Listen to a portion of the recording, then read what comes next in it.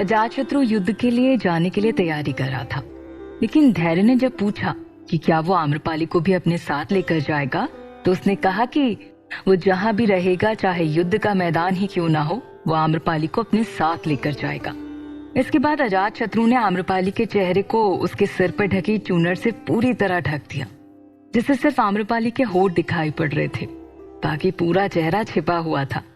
इसके बाद अजातशत्रु ने स्वयं बड़े प्रेम से आम्रपाली की प्रतिमा को गोद में उठाया और सीधे रथ के पास जाकर रुका। उसमें उस रथ में बैठे हुए एक सैनिक को नीचे उतरने के लिए कहा। सभी अजातशत्रु की तरफ हैरानी भरी नजरों से देख रहे थे।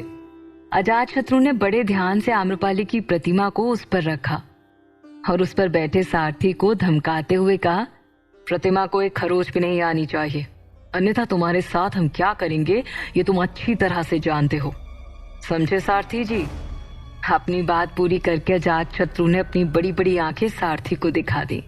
अजातशत्रु की धमकी भरी बातों और उनकी आंखों से वो सारथी बुरी तरह से घबरा गया था। उसने कांपते स्वर में जवाब दिया, जी जी राजकुमार। इसके बाद अजातशत्रु अपने सभी मित्रों और आचार्य से मिलकर अपने घोड़े पर सवार होकर वहां से निकल गए। एक तरफ अजातशत्रु युद्ध के लिए निकल चुके थे, तो दूसरी तरफ सोम उस गांव के अंदर की तरफ बढ़ रहा था। राजकुमारी मुकुंदा उसके साथ ही थी। सोम की आंखें गौतम बुद्ध को ढूंढ रही थी। वो चलते चलते गांव के जगह जगह पर अपनी नजरें फेर रहा था, ताकि उसे गौतम बुद्ध कहीं दिख जाए और वो उनके पास जा सके। वो दोनों ही गांव के काफी अंदर आ चुके थे, लेकिन वहां भीड़ के अलावा कहीं भी गौतम बुद्ध नजर नहीं आ रहे थे। तभी सामने से आ रहे एक व्यक्ति को उसने रोका और पूछा, मित्र, क्या आप हमें बता सकते हैं कि महान तपस्वी गौतम बुद्ध कहाँ मिलेंगे? तो उस व्यक्ति ने कहा, मित्र, इस वक्त भगवान बुद्ध अपनी साधना में लीन है, बस कुछ ही देर में वो सभी को दर्शन देने के लिए आएंगे। उस व्यक्ति की बात सुनकर सोम को थोड़ी राहत मिली। वो आसपास बैठने के लिए जगह देखते हुए राजकुमारी से कहता है, आइए राजकुमारी, हम गौतम बुद्ध के आने का इंतजार करते हैं। इतना कहकर वो एक पेड़ के पास जाने लगा, जहाँ पहले से ही चबूतरे के ऊपर कई सारे लोग बैठे हुए थे। सोम को गौतम बुद्ध से मिलने के लिए उत्सुक होता हुआ देखकर राजकुमारी मुकुंदा ने उसके बगल में चलते हुए उससे पूछा, सोम, आखिर तुम गौतम बुद्ध से मिलना क्यों चाहते हो? तो सोम ने जवाब दिया, राजकुमारी मुकुंदा, भले ही सम्राट ने हमें माफ कर दिया हो, लेकिन हम अपने आप को माफ नहीं कर पा रहे हैं, और इसी के प्रायश्चित के लिए हम गौतम बुद्ध से मिलना चाहते हैं। हमें पूरा यकीन है कि गौतम बुद्ध हमारी सहायता अवश्य करेंगे, वो हमें उचित मार्गदर्शन देंगे। सोम की बात सुनकर राजकुमारी शांत हो गई। उसने अपने मन में कहा, हम तुम्हारी मनोदशा समझते हैं सोम। हमें इस बात की खुशी है कि तुम अपनी गलतियों का प्रायश्चित करना चाहते हो। उम्मीद करते हैं कि तुम्हारे सवालों का जवाब भगवान बुद्ध तुम्हें दे सके। इतना कहकर वो दोनों ही उस चबूतरे में जाकर बैठ गए और बाकी लोगों के साथ गौतम बुद्ध के आने की प्रतीक्षा करने लगे। गौतम बुद्ध लोगों से मिलने के लिए रास्ते में चल पड़े थे, लेकिन उनके दर्शन के लिए आए लोगों की भीड़ इतनी ज्यादा थी कि गौतम बुद्ध को आने में समय लग रहा था। लोग रास्ते में ही उन्हें रोक ले रहे थे। सुबह से दोपहर हो गई थी, लेकिन गौतम बुद्ध अभी तक वहां नहीं पहुंचे थे।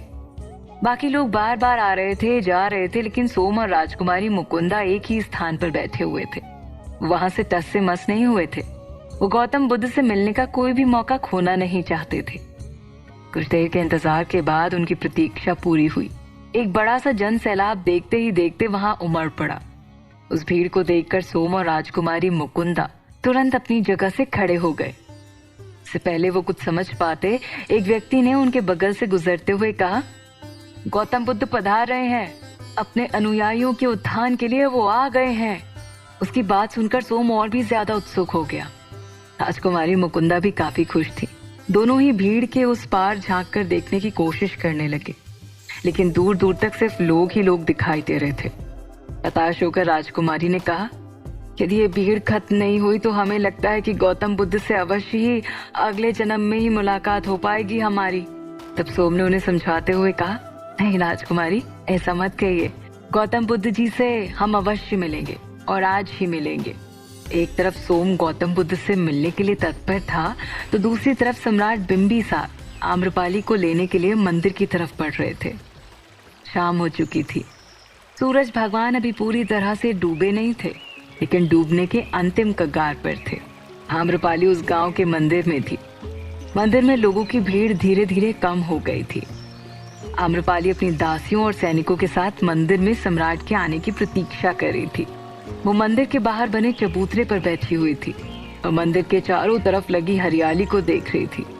तभी उसकी नजर मंदिर के पीछे की तरफ बने बड़े से पोखर पर पड़ी। उस पोखर में 2 सफेद हंसों का जोड़ा एक दूसरे के साथ खेल रहा था। शाम की उस हल्की काली रोशनी में वो दोनों हंसों का जोड़ा किसी सितारे की तरह चमकता हुआ दिखाई पड़ रहा था। पोखर में नीले रंग का कमल लगा हुआ था जो उन हंसों की सुंदरता को और भी ज्यादा निखार रहा था। उन्होंने आम्रपाली का ध्यान अपनी ओर ऐसे खींचा कि आम्रपाली खुद ब खुद अपनी जगह से उठकर उनकी तरफ खींची चली आई। हंसों का जोड़ा आपस में कुछ अलग ही तरीके से खेल रहा था। जैसे ही वो एक दूसरे के करीब आते, तुरंत झिझककर एक दूसरे से पीछे चले जाते। फिर एक हंस दूसरे हंस के पीछे जाता और फिर दोनों एक दूसरे के करीब आते और फिर दूर हो जाते। आम्रपाली उन्हें बड़े ध्यान से देख रही थी। इसी दौरान सम्राट उस मंदिर में पहुंच चुके थे। मंदिर के बाहर अपने घोड़े से उतरकर मंदिर की सीढ़ियों को स्पर्श करके अपने दोनों हाथ जोड़कर उन्होंने भगवान को प्रणाम किया और आम्रपाली को लेने जाने से पहले खुद से कहा, हे प्रभु, आम्रपाली पर अपना आशीर्वाद ऐसे ही बनाए रखिएगा। ये बोलकर सम्राट सीढ़ियां चढ़कर मंदिर के द्वार पर गए। वहां मंदिर के बाहर सभी दास दासियां और सैनिक बैठे हुए थे। सम्राट को देखकर तुरंत अपने अपनी जगह पर सब खड़े हो गए और सिर झुकाकर अभिवादन किया। सम्राट ने उन सब में आम्रपाली को ढूंढने की कोशिश की। जब वो नहीं दिखी तो उन्होंने कहा, आम्रपाली कहाँ है? तो एक सैनिक ने मंदिर के पीछे की तरफ इशारा करते हुए कहा, सम्राट, देवी आम्रपाली उस ओर गई हैं। मंदिर के पीछे की तरफ इशारा मिलते ही सम्राट बिना कुछ बोले तुरंत वहां से जाने लगे। उनके पीछे सैनिक भी आ रहे थे, लेकिन सम्राट ने उन्हें रोक दिया और कहा, नहीं, आप लोग हमारे साथ नहीं चलेंगे, आप लोग यहीं रुकिएगा।